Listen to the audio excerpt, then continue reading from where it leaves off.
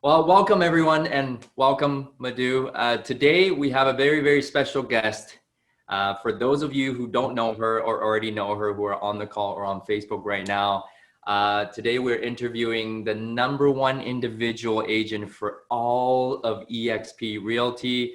I'm incredibly grateful that she is able to pull out 30 minutes of her day to Zoom with us and to share with us her success. So without further ado, Madhu Baker, welcome.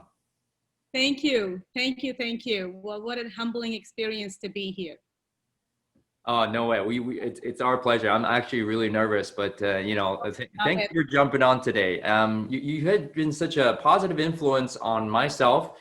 You know, when we met in person, you're just so down to earth, and you've just been such a positive influence on all of eXp Realty and everybody that you meet. Whether it be I don't know your clients, but whether it be agents that we meet, they all love you. And just by posting the little introduction yesterday, it has just blown up, right? So I can only see the influence that you have on people. But tell us a little bit more about yourself. How did you get started in real estate, and what drives you today? Wow. So how I got started in real estate in 2009, my husband said to me, you need to get into the real estate. And I had given up a business plus a job to foster kids for 10 years. Wow. So a little backdrop story. I came to Canada to get the custody of my son because he was kidnapped by his father. And so I came to Canada to get the custody, ended up in the women's shelter. I was homeless for a little bit. I had no money, no passport, nothing. Or my son, people that said they would help me, my son's grandparents stopped. They wanted to help their son. I understood that, but it was still not easy, not knowing in a foreign country. So a lot of people showed up in Canada to help me, just people that I met on the street. When I was homeless, for like days later, a lady found me sitting at the bench and took me to a shelter because I didn't know there were women's shelter. Luckily, it happened to be in June. Had it been in the wintertime, I don't know if I would have made it through. I'm a mom, so I would have made it through, I know, somehow. Moms are strong. Exactly. So I was on welfare, and I kept fighting them to get me a work permit. They're like, you're a refugee status, women under risk. We can't give you a work permit. And I fought. I refused welfare. They forced it upon me. They said, you can't live with no money. But I'm like, I haven't contributed to this country, so I really don't feel comfortable. Just give me a job. I know how to do a lot of things. And if I don't, I'll learn it. But they said, no, you have to take it. So I paid it back when I got a job. The day I got my work permit, I had 2 jobs lined up. I was so excited. And I was making $6.50 an hour. And I thought I had won a jackpot because in India, I made about 10 cents an hour. Ooh. And I worked 14 hours a day. And before that, I would make items and sell them door to door. So I wasn't subjected to sexual harassment by men that I worked for. So for me, that was like the best thing anybody could offer me. That work permit was like a dream lottery ticket. So it was really an incredible moment. And when I went back to pay to the welfare office, and this lady goes, I can't believe this. Nobody ever comes back to pay. You're crazy. Keep it. We can't accept it back. Just pass it on. And I was crying because I thought, how is it possible that these strange people in this country are loving me and taking care of me? I would just blown away, seriously. So that's where my journey started. Then I got working in the diamond industry, selling jewelry. Then I started fostering kids, high-need kids. I had ended up leaving my job because I couldn't take care of 4 high-need kids, including my son, that suffered from severe anxiety, ADD, ADHD, and I did a lot of courses to understand them. So I ended up working full-time fostering, gave up my job, and they say, you know what, don't give up. You're so good. You understand gemstone. We'll give you 100,000 US dollars take you to Texas, we'll pay all of your expenses. We need someone like you. Because I had a degree in gemology. And I said, I can't do that. I can't give up on these kids. I made a commitment to them. Yeah. So that's where my journey began as a single parent. Then I met my husband. And so we had 8 kids living with us, actually 8 plus 1, 9. 9 kids? 9 kids, I know. What? So I ended up giving up my job. Oh my goodness. And I really dedicated my time to those kids. I wanted to make sure my kids grew up, my son, my stepchildren, my foster kids grew up knowing that they're loved. So it was transfer of love and emotions that when you are so poor, that's one thing you have. All of us have that.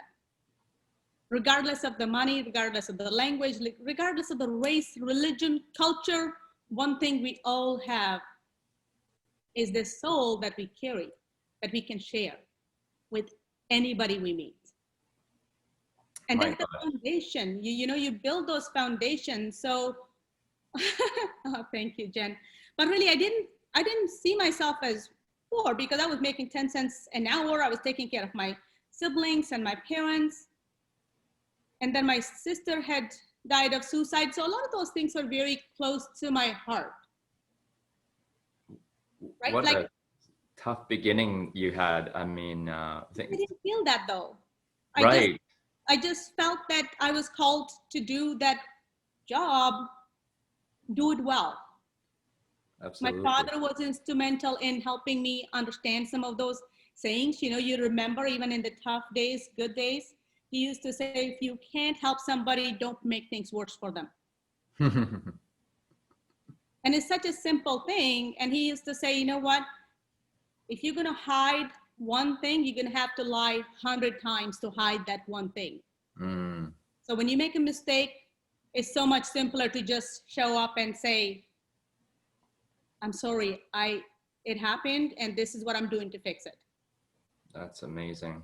Amazing. Right? So those are the simple fundamentals that get you through always. And I've had people that showed up that really just took care of me when I was in the hardest time.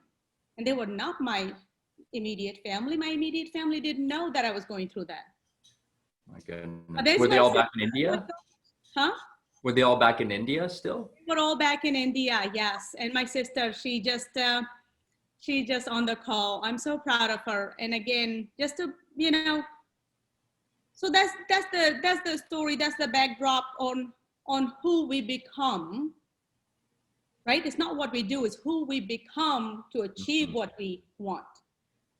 That's what I'm grateful for. Not what happened to me, because there was a lot of pain, there was a lot of misery. I've been raped, I've been hurt, I've been homeless by people that I trusted so much, but it's who we become. That's what I'm grateful for. That's amazing. And thank you for sharing that. Guys, it's about, who we're being and who we become, less than what we do every single day. And I could just see from your journey, now I kind of understand why you the way you are, and just an awesome human being. And what I'm learning from that is like, guys, all of our problems, 99.99999% of our problems are first world problems. Unless you've gone through something like what Madhu has gone through, you don't have problems. And I bet you anything right now, everything that happens in Madhu's life, she sees it as a blessing. And she's grateful for who she's being and she has become. Amazing. Thank you so much for sharing that. And I'm sure a lot of us on the call are just been touched, so touched. So thank you for that. So you started in 2009, real estate. Let's get back to that. I started actual selling real estate end of 2009. And then my mother-in-law was sick, so I spent some time with her. And then really 2010 that's when I decided I need to focus on that. Remember, 2008, we moved to a farm in Wyoming, maybe a few hundred people. I didn't know a soul. I didn't know anybody. and I was raising goats and training dogs. Well, while selling real estate? While selling real estate. In Wyoming? In Wyoming, Canada. Yeah, Plumpton, Wyoming. It's just Oh, outside okay. California. Okay. I didn't know there was a Wyoming in Canada. Honestly. Yes. So I got my first listing and people would drive by and say, hey, we saw this girl that looked just like you in a coverall. And she looked like she was kind of like shoveling shit. That can't be you. Look at you. Driving a tractor. And I'm like, yeah, that just was me. Wow, But what a journey. and I think the message to that is, I didn't know money was never a driving factor for me. Money was never a driving factor. So what drives you in real estate? What drove you in the beginning? People and serving people. I can tell you, when I first called a realtor in London, I was working at People's Jewelers, and a friend of mine said, oh, my brother is a realtor. You should connect with him. And he said to me, what do you want? I said, I'd like a home, at least 4 or 5 bedrooms, a room so I could put either a tennis court or basketball court or something for the kids to play. And he looked at me, he goes, I'll be wasting my time with you. You'll never be able to afford that. That's literally what he said. Not in this lifetime. You'll never be able to afford it. I'll be wasting my time. Ouch. I felt this little. Honestly, and I went back to being in India, where it didn't matter how hard you worked.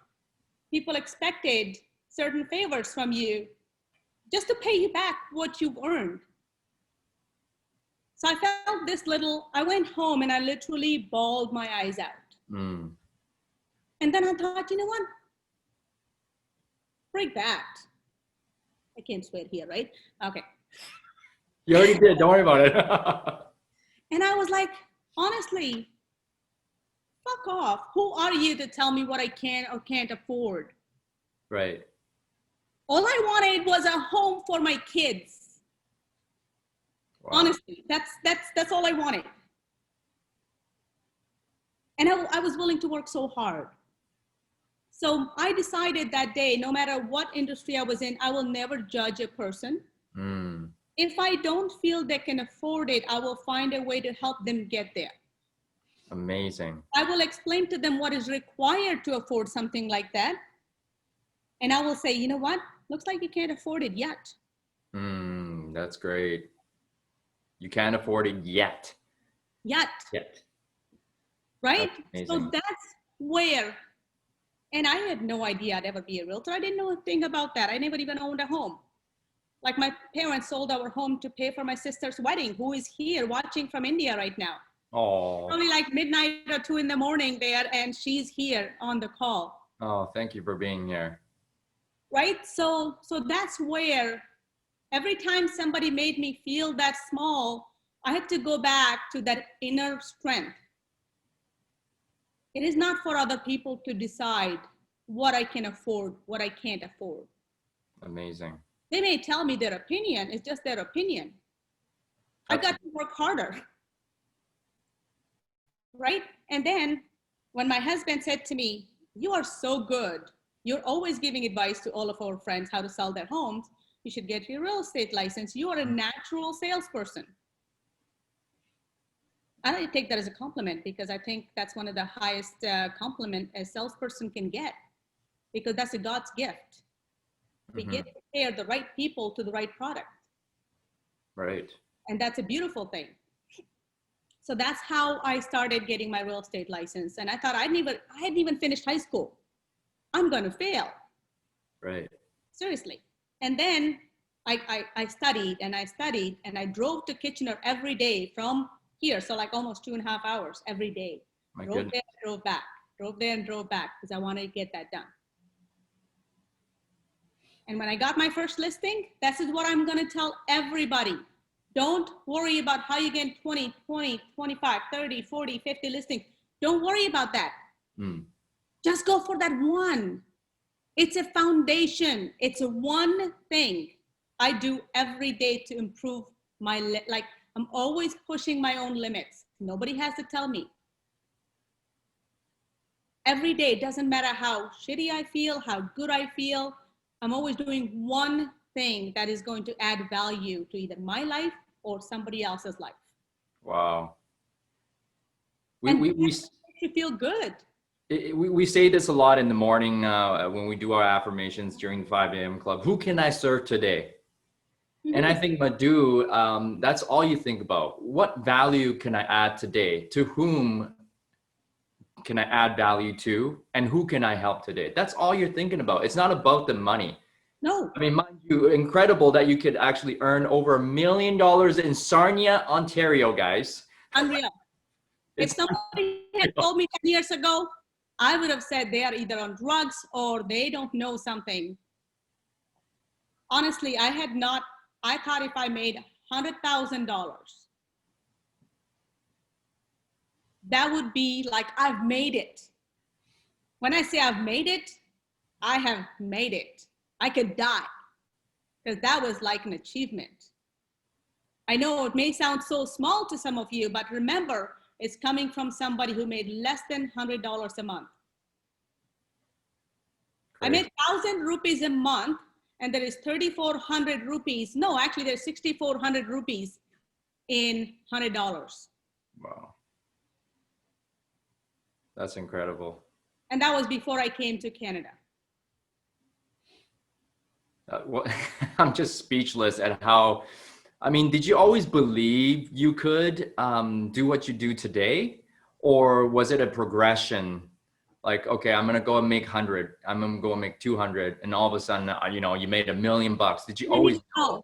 You didn't know? I didn't even know I had made $1 million, because I had written down at Business Mastery 3 years ago. And if my friend Austin is watching, he'll know. I had written down a number, like I'll make 600,000. I don't know why, because I wanted to double my income.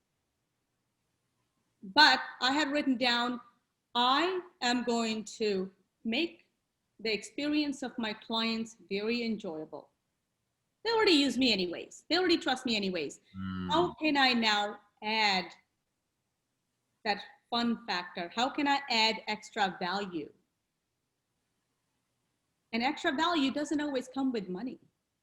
Wow. Extra value comes with you showing up for them, whether they're buying or not. You still show up, because our characters are not judged by what other people do. Our characters are only judged by what we do. Mm-hmm. So it doesn't matter what anybody else does. I can control what I do. And sometimes, trust me, adding value to their life was saying, no, I can't help you. And this is the wrong person for you. Right. We don't share the same value. I would only be doing it for money. Please allow me to introduce you to someone. Remember, it's not for me to judge why they're doing that. Right. Before I was judging. So when I made a conscious decision to add value, I always added value, I thought, but it was more about me. Right. I wanted to feel good. It was all about me. And when I put them first, magic happened. And I honestly believe that, you know, the grace of God, the higher power, has been working in conjunction with everything else out there just to show me you've already made it. You don't need to look at the money portion. Wow. I think you were there at EXPCon when they called my name. I was not prepared. I would have dressed up if I knew. Seriously, I was like, what? Number one, you're number one. Possible. And I actually messaged Dab. I said, I think they might have made a mistake. Can you check? And she messaged me. She's like, no, we checked everything. You did. Yes. I'm like, oh, thank you. And I was like, wow. So my thermostat was not interfering with my work. Remember, every time I set a thermostat, I got to that, and beyond that, I struggled. Didn't matter how hard I worked. I went from 100 to 150 to 200. I'm thinking, oh my God, I made 200. Let me set a goal for 250. I would do it, and then year after, it will go back to 200. Like, how is it possible? Why? And when I did the business mastery with Tony Robbins and a lot of personal work, I understood my thermostat. My internal dialogue was, are you crazy? $250,000? Like, you don't deserve that. That's like, how is it possible? So I had to come up with my why. Why do I need to do this? Why do I need to continue making money? And right now I'm working on a foundation. I've met 3 beautiful people. One of them actually, I met her when I was homeless. She was a social worker and now she's a realtor. She's like, I've helped so many people start foundations. I can help you. So my why always ties to people and relationships. Money is the byproduct of what we do, not who we are. I stop asking people, what do you do? I ask them, who are you? Who are you? Got it. What are you about? What are you about? What lights you up? What drives you? And honestly, I didn't learn that from myself. I learned that from Luke Ren. He's one of my mentors. Wow. And I've been practicing that for myself. I ask myself, who am I? Why didn't I die when I was raped? Why didn't I die when so many horrendous things happened to me? Why didn't I die all this time? It wasn't my time, and I have a bigger purpose. We all do, right? And because of the momentum, day by day, today I can dream bigger. I've learned if I don't think about money, my thermostat doesn't interfere. It's got unlimited potential. Unlimited I start thinking about money, we stop doing activities that we normally do that bring money once we reach that goal. That's incredible. That really is incredible. I mean, so you're really not focused on the money right now. To make $1 million, guys, she was not focused on making $1 million. No. She was focused on people's why and how can I contribute to their why? And what's my why? Because when you focus on contributing to others, it's about how many people I can help. It's unlimited potential versus a finite number of 100,000, 200,000, 250,000, $1 million. It doesn't even matter because it's about helping others. Honestly, when I got the message from our head office, hey, you're going to be at, you're already at icon, my goal is to become icon status in like 6 months, 4 months. Sometimes I do it in 4 months, sometimes it's 6 months. Beyond that, I want to now focus on helping other people. Because I believe if all of us collectively can raise our potential, I know I can call up on all of you. Would you give me $2 for my foundation? And you'll go, yes. Seriously, if 30,000 people gave me $2 for a foundation, that's like $62,000, $64,000. That's crazy, right? What is, okay, just while we're at it, what is your foundation so we could contribute? So the foundation is helping create not a housing, but a space for mental health and youth. So youth that are going through extreme challenges, like immediate challenges, where they can go and find compassionate care. So they're not bunched up with criminals in the jail, or they're not treated, because I've got a child with mental health, and I've got a lot of foster kids that have suffered from that. I have family members and friends that have those challenges, and they are treated with such judgment and harshness, not even trying. These people are already suffering trauma when they're going through that crisis. They don't need to be traumatized for the second time by us, per se, because I say us because I'm, if I'm not doing anything about it, I'm part of that. Yeah. Well, thank you for that cause. And it's such an amazing cause. So I'll trouble you to put it in the comment section later on so we can contribute to it, a link where we can find out more information. And wow, I'm just speechless. What a story. And you know what? I feel like everybody on the call, we should all think, you know what? We've already made it, guys. The goals, the numbers, they're just numbers. The deals, number of deals, they're just deals. Like, what are we out here to do is contribute to others. As realtors, we contribute to our clients. And guys, if we're not under a tarp today, if we're not homeless right now, we've already made it. You got to understand that we've already made it, and everything else is just icing on the cake. If you think about that, every day will be a lot better. And if you haven't gone through what Madhu's gone through, you don't have problems, guys. You have no problems. Okay, so the remaining time, I want so some actionable items, if I could ask you, 100%. for the crowd here to finish 2020 strong as real estate agents. What would you have for us? What would I have for us every single day? If one thing I do is change my state consistently. So let me show you. And by the way, you know, after the agent that told me that I could never afford it.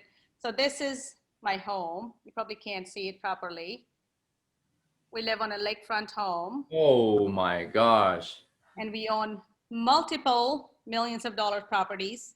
Wow. Yes. And we contribute with heart, right? We lead with heart. So that is my like rebounder. Every single time when I'm feeling that energy that I'm not sure what to do, I'd go on that for like even 2 minutes.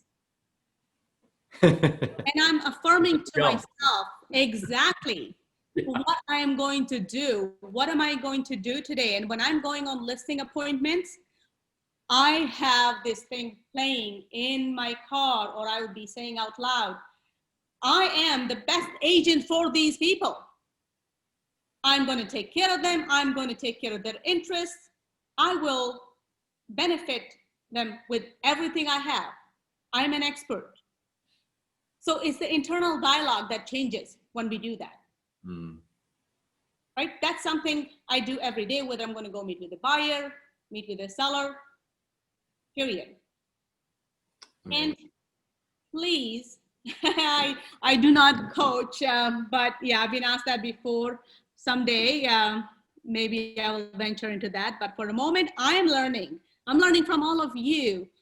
So second thing, I would say consistently, if you can find a routine for meditation, even if it's 5 minutes, 10 minutes, where you're being with you, with your thoughts, have some thinking time for yourself.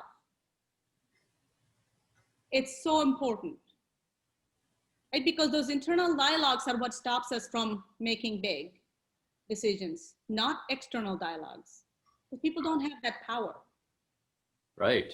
So quiet your mind in the very beginning of the day and change your state. What Tony Robbins always likes to talk about is peak state, guys. How do you start your day? Posture, right? And that's why we do affirmations. We want to get our vibration up. We want to change our state to the peak state possible. And quiet your mind, because you know what? A lot of internal dialogue, all those thoughts, all those negative thoughts, you can clear them by just being by yourself, being with yourself. Amazing, amazing advice. Honestly, and take care of you, because we can only give what we have. If we don't have emotional well-being, we can't emotionally coach our clients who are going to be emotional. It's a personal decision. Wow. Right? If we're not physically healthy, we can't put in those hours that are required, because there's no substitute for hard work. No. Right? John, I see the work you do. Like Aaron Sosa is here, Barbara, like all of you, I see the work all of you do. And I see the hustle. Right?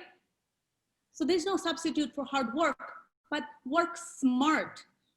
All of you that are on this call, if nothing else, make sure you have the apps on your phone Listen, 8 years ago, I used to carry like a fax machine in my vehicle because I did rural. I drove an hour and a half to show houses. Fax machine. Honestly, That's I've awesome. had cam scanner app on my phone for last 10 years Wow. because I can scan a document from anywhere, sign it, email it. I've done offers from Holland, like in middle of Amsterdam, on top of the mountain in Hawaii, because I always have things available to me, no matter where I am, as long as there is internet and my phone is alive, I can work. That I'm clear. I'm clear. This is how Madhu got to $1 million and #1 at EXP as a single agent by working smarter and contributing to others and really coming from your heart, coming from your why, and being of service, guys. I hope everybody has learned something today. I am deeply, deeply touched. I think this call can go on for 2 hours, and we have, our time is up. So how can we reach out to you? How can we follow you on social media? Where do we find you? Honestly, Madhu Baker, I'm the only probably Madhu Baker that I know of. You are a one and only, that's for sure. And reach out to me collectively, and not just adding value to our clients. And one thing, doesn't matter what happens, do not allow that to stop you from moving forward. I've had people, I've done like 10 CMAs, and they will go and sell it privately somebody else to their friend. I know they're going to do that, but I still show up. You know why? Because it adds to my skill set, not theirs. I know they're going to do that, but I show up anyways because that adds to my skill set. Incredible. Get up and go running with faster. Like every time I'm down, I think, fuck, okay, take a breathe and go with twice the intensity. Go, go, go, guys. Momentum, don't let it drop. Keep the momentum. Slow down, but don't stop. Because once you stop the momentum, it's so difficult to get going. But you know, when we're bicycling, we can pause and then pedal harder. But Yeah. once you stop, you have to start that cycle again. I've made that mistake. I've been shut down because what somebody said, somebody did. They don't have the power over me. Nobody has the power over us. It's we that choose how we react. So don't let the momentum drop right now with COVID. I know it's hard, but we still have momentum. Buyers are buying, sellers are selling. We are the experts, right? We show up as advisors. Absolutely. People trust us. So keep the momentum. Have a powerful day. Have an incredible life. I'm so grateful to be here. Thank you so much. We love you so much, Madhu. You have been such a great contribution to us, to eXp Realty. We're just so grateful to have you. Thank you, thank you, thank you. Everybody reach out to her and follow her on social media and show us your cause, and we'll contribute to it. Thank you for today. We love you all. We'll see you next week. Thank you. Thank you so much. Bye for now. Bye for now.